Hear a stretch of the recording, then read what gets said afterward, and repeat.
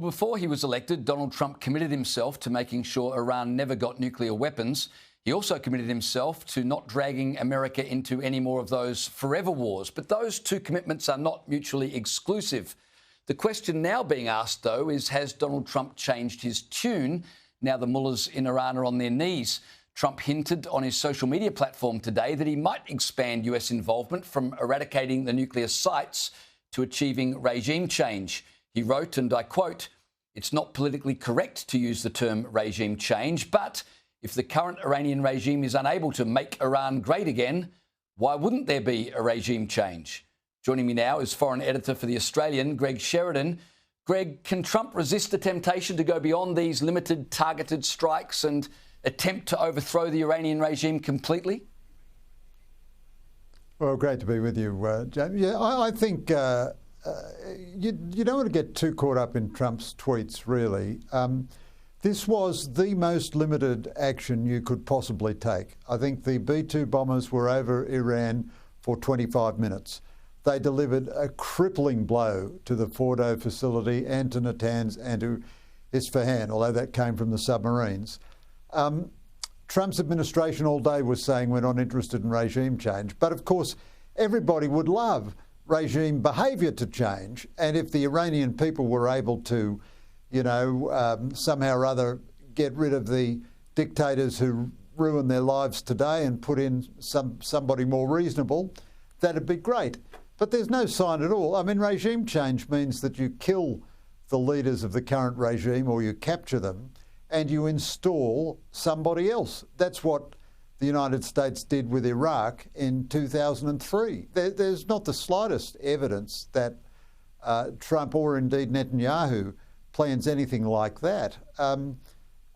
Even Andrew Hastie, for whom I have the greatest admiration, was talking about, what happens if there's an Iranian collapse and there'll be refugees all over Europe and so on. Well, there's not the slightest indication that anything the United States or Israel is doing could lead to that. So I think Trump is needling the Iranians and trying to put them under a bit of pressure. But, you can't just flip a switch and say regime change. These regimes are pretty tenacious. Iran's foreign minister said last night he'd be meeting with Vladimir Putin today. In fact, he's at the Kremlin right now.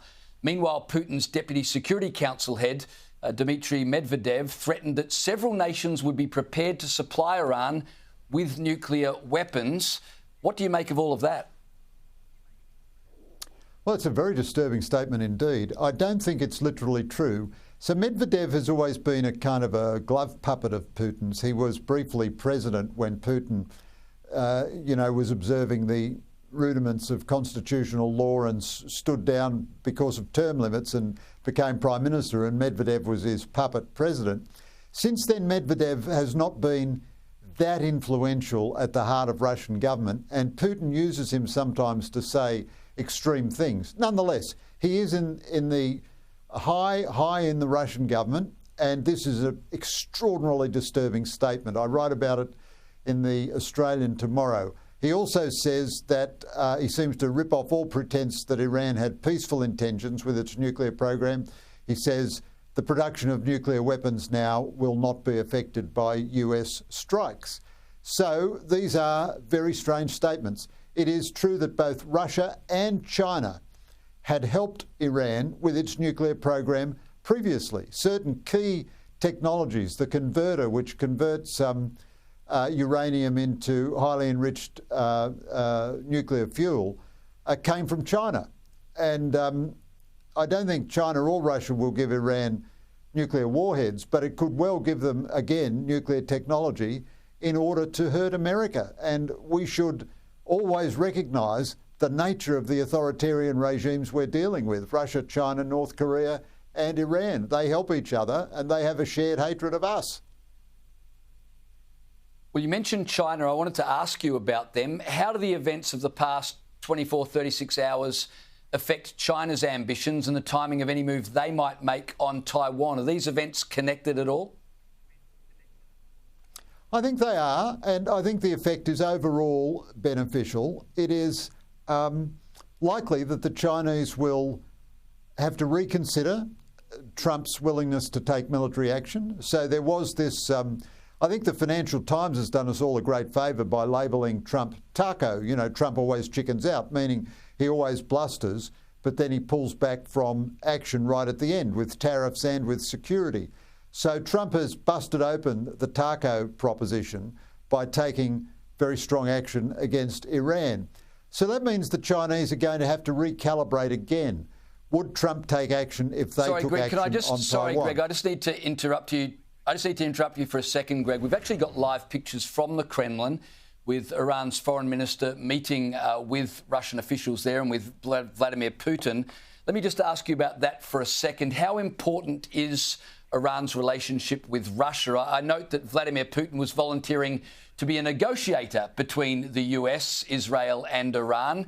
Tell me about that relationship and where you see it going from here.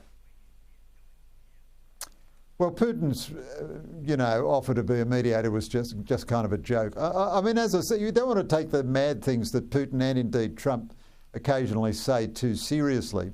However, for Trump to host the Iranian foreign minister, a couple of days after American strikes, is a very strong show of support by Putin. For Putin to host the Iranian foreign minister is a very strong show of support.